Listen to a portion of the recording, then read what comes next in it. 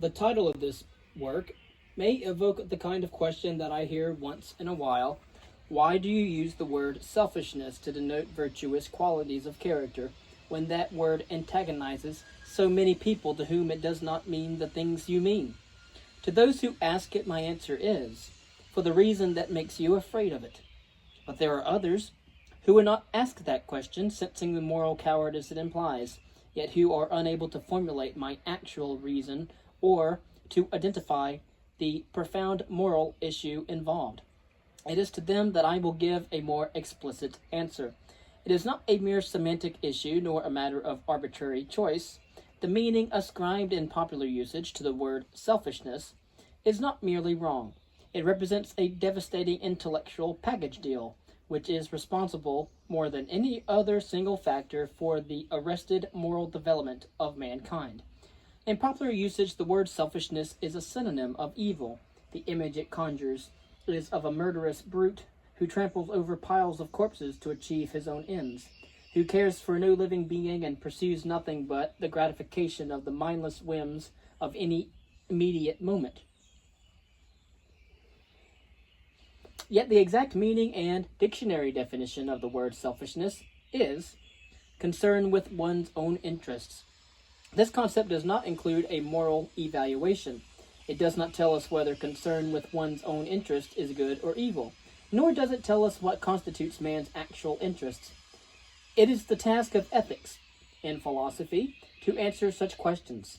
The ethics of altruism has created the image of the brute as its answer, in order to make men accept two inhuman tenets. A, that any concern with one's own interest is evil, regardless of what these interests might be, and B, that the brute's activities are, in fact, to one's own interest, which altruism enjoins man to renounce for the sake of his neighbors. For a view of the nature of altruism, its consequences, and the enormity of the moral corruption it perpetuates, I shall refer you to Atlas Shrugged, or to any of today's newspaper headlines. What concerns us here is altruism's default in the field of ethical theory. There are two moral questions which altruism lumps together into one package deal. First, what are values? Second, who should be the beneficiary of values? Altruism substitutes the second for the first. It evades the task of defining a code of moral values, thus leaving man, in fact, without moral guidance. Altruism declares that any action taken for the benefit of others is good, and any action taken for one's own benefit is evil. Thus, the beneficiary of an action is the only criterion of moral value, and so long as that beneficiary is anybody other than oneself, anything goes. Hence the appalling immorality, the chronic injustice, the grotesque double standards, the insoluble conflicts and contradictions that have characterized human relationships and human societies throughout history, under all the variants of the altruist ethics. Observe the indecency of what passes for moral judgments today. An industrialist who produces a fortune and a gangster who robs a bank are regarded as equally immoral, since they both sought wealth for their own selfish benefit. A young man who gives up his career in order to support his parents and never rises above the rank of grocery clerk is regarded as morally superior to the young man who endures an excruciating struggle and achieves his personal ambition. A dictator is regarded as moral since the unspeakable atrocities he committed were intended to benefit the people, not himself. Observe what this beneficiary criterion of morality does to a man's life. The first thing he learns is that morality is his enemy. He has nothing to gain from it. He can only lose. Self-inflicted loss, self-inflicted pain in the gray, debilitating pall of an incomprehensible duty is all that he can expect. He may hope that others might occasionally sacrifice themselves for his benefit, as he grudgingly sacrifices himself for theirs, but he knows that the relationship will bring mutual resentment, not pleasure, and that morality, their pursuit of values, will be like an exchange of unwanted, unchosen Christmas presents, which neither is morally permitted to buy for himself. Apart from such times as he manages to perform some act of self-sacrifice, he possesses no moral significance. Morality takes no cognizance of him and has nothing to say to him for guidance in the crucial issues of his life. It is only his own personal, private, selfish life, and as such it is regarded either as evil or, at best, amoral. Since nature does not provide man with an automatic form of survival, since he has to support his life by his own effort, the doctrine that concern with one's own interests is evil means that man's desire to live is evil, that man's life, as such, is evil. No doctrine could be more evil than that, or more absurd, in the words of Camus. Yet, that is the meaning of altruism, implicit in such examples as the equation of an industrialist with a robber. There is a fundamental moral difference between a man who sees his self-interest in production and a man who sees it in robbery. The evil of a robber does not lie in the fact that he pursues his own interests, but in what he regards as to his own interest, not in the fact that he pursues his values, but in what he chose to value, not in the fact that he wants to live, but in the fact that he wants to live on a subhuman level. We will talk about later the objectivist ethics. If it is true what I mean by selfishness is not what is meant conventionally, then this is one of the worst indictments of altruism. It means that altruism permits no concept of a self-respecting, self-supporting man, a man who supports his life by his own effort and neither sacrifices himself nor others. It means that altruism permits no view of men except as sacrificial animals and profiters on sacrifice, as victims and parasites, that it permits no concept of a benevolent coexistence among men, that it permits no concept of justice. If you wonder about the reasons behind the ugly mixture of cynicism and guilt in which most men spend their lives, these are the reasons. Cynicism, because they neither practice nor accept the altruist morality. Guilt, because they dare not reject it.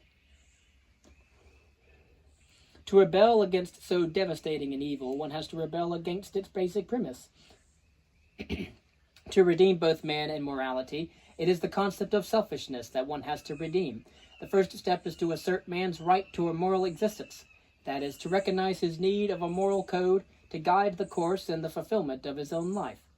For a brief outline of the nature and the validation of irrational morality, see my lecture on the objectivist ethics. The reasons why man needs a moral code will tell you that the purpose of morality is to define man's proper values and interests. That concern with his own interest is the essence of a moral existence, and that man must be the beneficiary of his own moral actions. Since all values have to be gained and are kept by men's actions, any breach between actor and beneficiary necessitates an injustice, the sacrifice of some men to others, of the actors to the non-actors, of the moral to the immoral. Nothing could ever justify such a breach, and no one ever has. And as you may know, in the history of philosophy, Immanuel Kant was one of the greatest writers in regards to altruism. And this is what Ayn Rand thinks is the problem with the world today, since we are largely written by the works of Plato and Kant.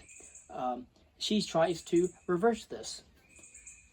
The choice of the beneficiary of moral values is merely a preliminary or introductory issue in the field of morality. It is not a substitute for morality, nor a criterion of moral value, as altruism has made it. Neither is it a moral primary. It has to be derived from and validated by the fundamental premises of a moral system. Hence, the objectivist ethics holds that the actor must always be the beneficiary of his action, and that man must act for his own rational self-interest. And as you may know, reason is the greatest power that mankind has. But man's right to do so is derived from his nature as a man and from the function of moral values in human life, and therefore is applicable only in the context of a rational, objectively demonstrated and validated code of moral principles which define and determine his actual self-interest.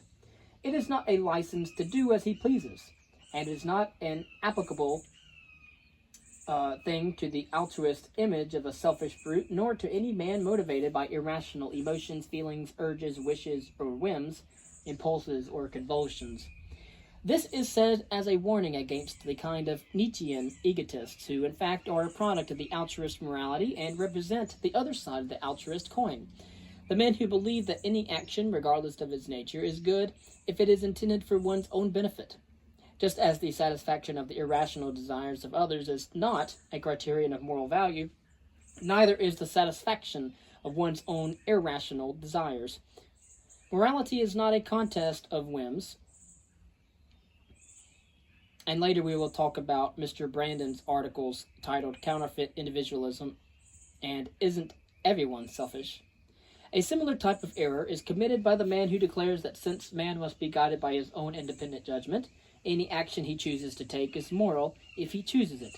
One's own independent judgment is the means by which one must choose one's actions, but is not a moral criterion nor a moral validation. Only reference to a demonstrable principle can validate one's choices.